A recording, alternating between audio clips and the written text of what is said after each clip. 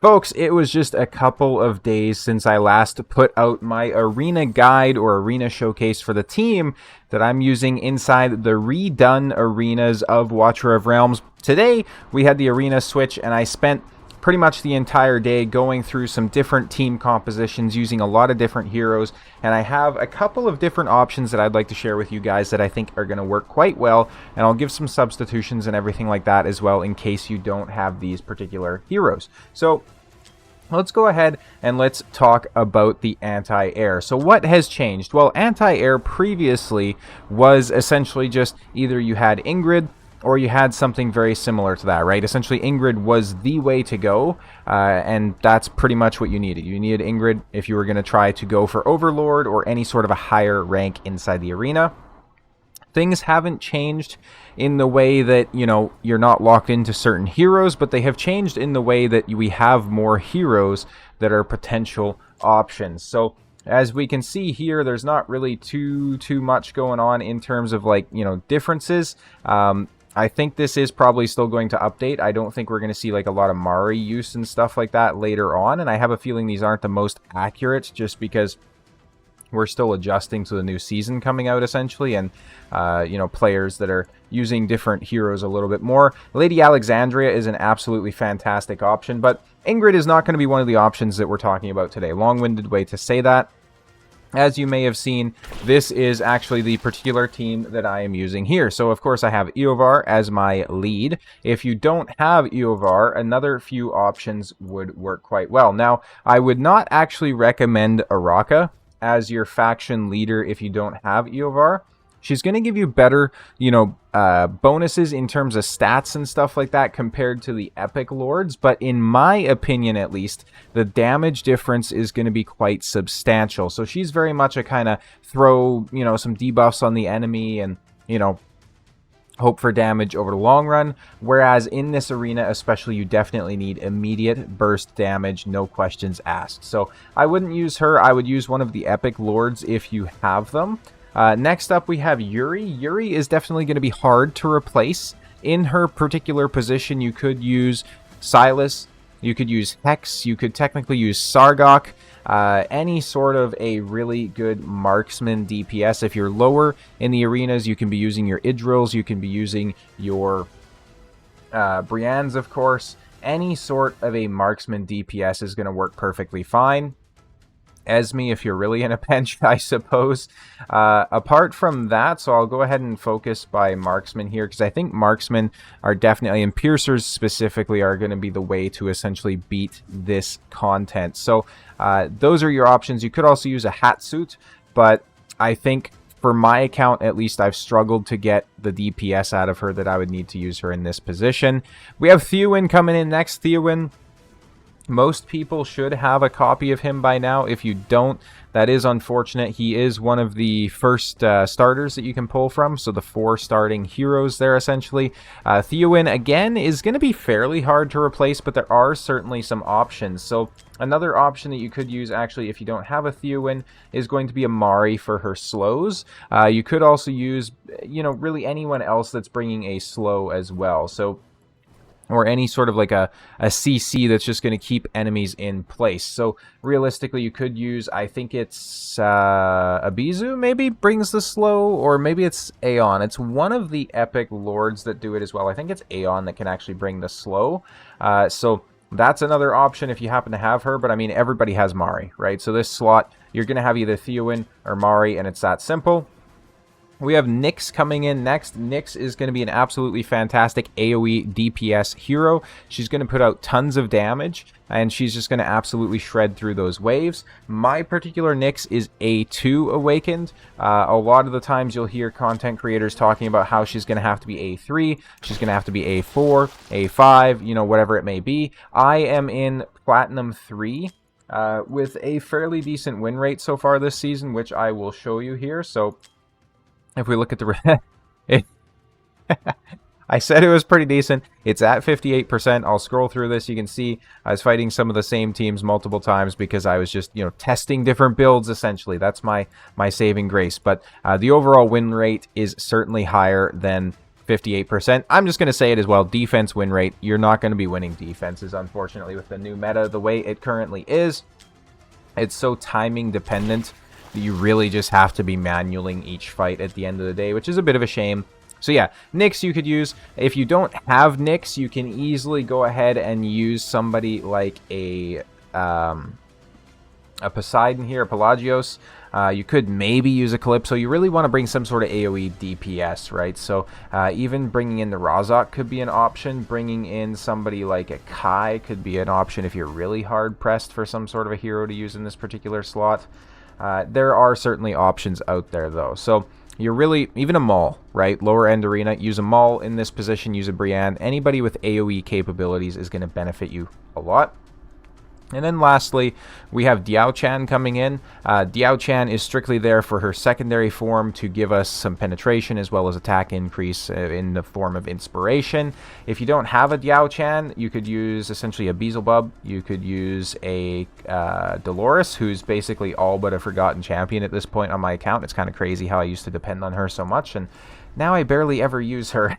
Power creep is a crazy thing, certainly. And keep in mind, I am a free-to-play player as well, so 100% free-to-play. So this roster, free-to-play. Not saying the champions and the heroes are all free-to-play because I have Ingrid, Praetus, and all those sorts of things, but the gear and stuff like that is from a free-to-play account, albeit late game. So something else to consider as well. If I can do it and you're spending a bit of money on the game, I'm sure you can as well. If you don't have Beelzebub or Dolores, you could, worst case scenario, bring in a Constance as well. Basically just somebody that's going to bring you inspiration and not really heals, right? Because we're not taking damage, so we don't really need to worry about that. So we're going to go through against the Drill Master here, and I'll just show you the placements, and I'll show you kind of some of the timings and stuff like that. Now, just before we get started, one thing I want to massively call out here and to be aware of, this team is absolutely going to struggle in the late rounds, okay? So from about round 6 and onwards, this team is going to struggle, and you're going to need significantly more DPS than what I currently have in the team. The whole strategy with this team as it stands currently is to essentially beat the initial rounds very quickly so that you can get the enemy's pillar down faster. I forgot the name of it apparently. The enemy's altar, right? You want to get that down as quick as possible. It's very possible if you're going against like INGRID teams especially, or if you're going against other anti-air teams that are a bit slower, right? So especially if they're trying to bring in like, heavy hitters that have high cost, we're essentially just cycling in multiple lower cost units to try and get through these rounds. So just something to keep in mind. You're not going to be surviving late rounds. Even I'm not surviving the late rounds if I'm paired against a team that is at similar or rather specifically higher BP than mine. So you can't really fight teams that are higher BP, so you need to push up your BP as much as possible, right? So first thing we're going to do here is we're going to place down Yuri. So we're going to place her like this. Now you have a couple of different options depending on what you want to do. So Yuri here, I usually do not ult with her on the first round. I essentially just let her finish these enemies as normal and, kind of save the ult for the second round, essentially. If you have a high enough rage regen, or if you have a different timing that you're going to be doing with this, you can feel free to ult on the first round, and she can clear it very quickly. So it's very similar to, for example, how you'd have like a Hex, or for a while a Zarus, who would clear the original AoE and anti-air, right? Or anti-air and AoE respectively. So those are options that you'll have. As you can see though, so what we're doing is we're placing down Yuri here. I missed it a little bit, but as soon as this first guy comes out, you want to go ahead and ult with her.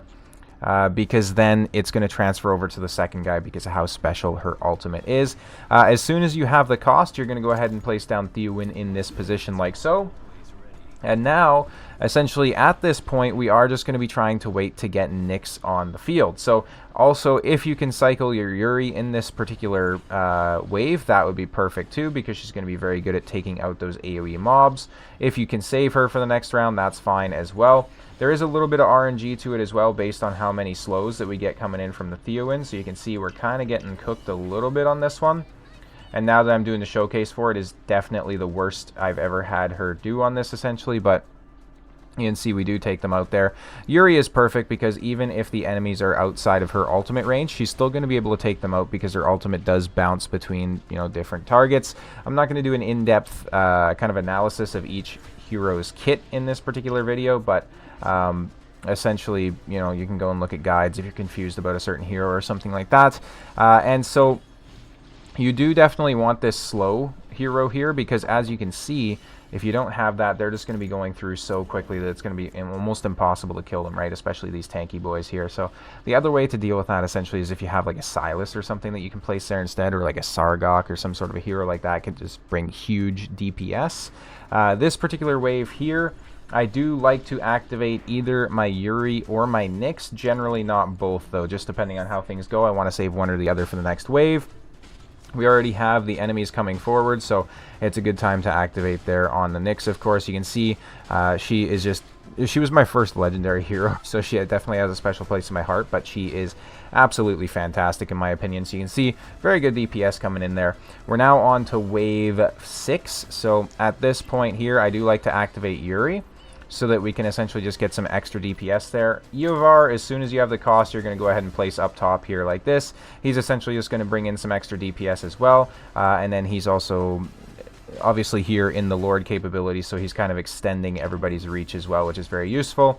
And he can bring in some decent damage there too. And these are kind of the waves where you'll really start to struggle, so you may have to alt cycle here with your heroes essentially just to ensure that they're slowed down enough. I would actually say that somebody like Amari is probably better for the CC role, or even like an Aeon or something like that. But if you're bringing in a Theowen, you're going to get more damage out of him. So that's just something to consider as well. I think we might have some enemies get through here, unfortunately. Yeah, we did have one guy leak through there. As you can see, there's just a lot of DPS needed for these waves because all of them are just so damn tanky, man. If I had essentially waited for my Theowen on the last wave as well, I would definitely have a better timing there. So that's it. We're cooked. It's over. An alternative option I've seen people doing as well is placing the Eovar down here, so that essentially he can target enemies up in this area. So I'll go ahead and show you that placement actually. So we'll just throw it on 2x speed here. Try to get perhaps a little bit of a better timing on this run, just kind of show you what I'm talking about. And then we'll show builds next as well, if that's something you're curious about. So Yao-Chan going to come down, be placed right here, switch over to her angry form. We take everybody out, no problem. Now with this, essentially as soon as you see the first guy pop out and as soon as Yuri's able to hit him, that's when you want to go ahead and pop your ultimate, because the second guy comes out at a good enough time, at least for my DPS, that we're just going to melt through him, no problem. So then you're going to go ahead, you're going to save for the Theowen. As soon as he's able to come out, you're going to go ahead and place him down. It's very effective to have any sort of like, obviously AoE, slows and whatnot, but also any sort of a hero that really helps to like cluster them up. So anybody that's got like, you know, knockback effects. So for example, Poseidon, I think I let them through here. I should have activated my ults, but Yuri's going to pull a clutch there. So Poseidon, for example, Poseidon, when he throws his trident, he's going to basically suck everybody into it in the center. And then with somebody like a Maul, for example, he's going to knock everybody back to get them into a certain position. So if you're using him, he could be very competent as well for some sort of a CC role, because if you can get everybody kind of grouped up in this little kill box right here, it's going to be vastly easier. As you can see, I did kind of mess up the ultimate timing, unfortunately, on this particular wave, so we are going to go ahead and pop Yuri here just to take them down quicker. These aren't going to be runs that I'm saving. Like I say, right now at least, the meta essentially just seems to be doing the fights in real time. There's not as much auto viability as there once was, right? So when I very first started playing this game, I remember that essentially the way the arena would work is you would have your fights each round, and then just as soon as somebody defeated all their mobs, it would end, right? The arena would just kind of pause. The mobs would turn into like these little red balls that would then get sucked into your altar, and you'd take damage according to the enemy type and, you know, how much HP they had left and all that sort of good stuff. But in this version, unfortunately, this is the other placement for Eovar, by the way, so he can start to hit people right here with his extended range. But yeah, in this version of the arena, unfortunately, there's just not really too much of that. And I think I messed up my ult cycling again as well, because I'll want Yuri or somebody else available for next turn, but that's okay. You can see how Eovar, even still, is just absolutely hitting people up there too, so he can definitely help out with some DPS. Obviously the mobs do get healed every so often as well for like 100,000 at this BP, so you want to make sure that whatever DPS you're outputting is going to be strong enough to actually take them down, because if it's not, you're going to have a situation like this where you may not actually be able to take them down. We'll see. Nope, we don't, unfortunately. So nothing we can do against this guy here. But that is the team, essentially. And like I showed, I am kind of sitting kind of right in the middle there of Platinum 2. So I am, or sorry, Platinum 3. So I am still just trying to push up and really see what's happening. Let's go ahead. Let's talk about those builds, though. So in case you're curious, my Eovar is definitely not min-max by any means. He does have some pretty crazy gear on him, though. Ideally, what I'd like to do is take off this attack speed amulet and put on attack bonus, but I mean the substats on this are just so crazy that it's hard to do, certainly. We're going to go back, we're going to take a look at Yuri here. This is her build and her stats. She's not even fully crit capped, and you know, there's just room for improvement. Like, this is an absolutely terrible piece, in all honesty. Kind of tempted to check and see if I have anything better, which, I mean, you know, really what's saving it is this extra attack roll on here. I tried to look at it earlier, but that extra attack is just so crucial because you want high attack on your heroes so that you can really get some DPS out there. This is the Theoin build. Obviously, he's going to be, you know, built out as fast as possible. A little bit of crit rate, a little bit of attack, nothing too crazy. Now, the one thing to consider, you probably would be better off building Yuri inside Soulbound Arcana because she's not really relying on her basic attacks for her damage, essentially. So having her cycling her ults quickly and then building up more damage based on that ult cycling makes more sense. So if I were to tweak the build, that's what I would say. Nyx is a very high-cost unit who's coming out late in the fight, so she is perfectly fine to be built inside Infernal Roar, and these are her stats. She's pretty decently built. And then finally, Diao Chan. Pretty simple build on her, as much attack as possible. I have 12k on her there, so she's going to be providing inspiration based on that. And then other build options for these heroes or sets that you really want to consider. So we'll take a look at the sets real quick. Right side sets, it's kind of just your regular DPS that you're going for. So any sort of Infernal Roar, Soulbound Arcana, morale sets are really good on the support units. So if you can get a Diao Chan into a morale set with still very high attack, that would be perfect. If you can get an Eovar or whoever your lead is into a morale set, that would be perfect as well. Ageless Wrath is a pretty good set, right? So that can help to boost your crit damage. Just keep in mind that these fights are going to be relatively short. So in a lot of cases, you're not really going to have time to use those sets that may build up over time. If you could get your Diao Chan inside Invigoration or Wings of Grace, those would be perfect sets as well. All that being said, though, I hope this was helpful to you guys, and let me know down in the comments if there's any particular content that you're looking for inside Watcher of Realms. As always, thank you guys so much for watching. I'll see you next time.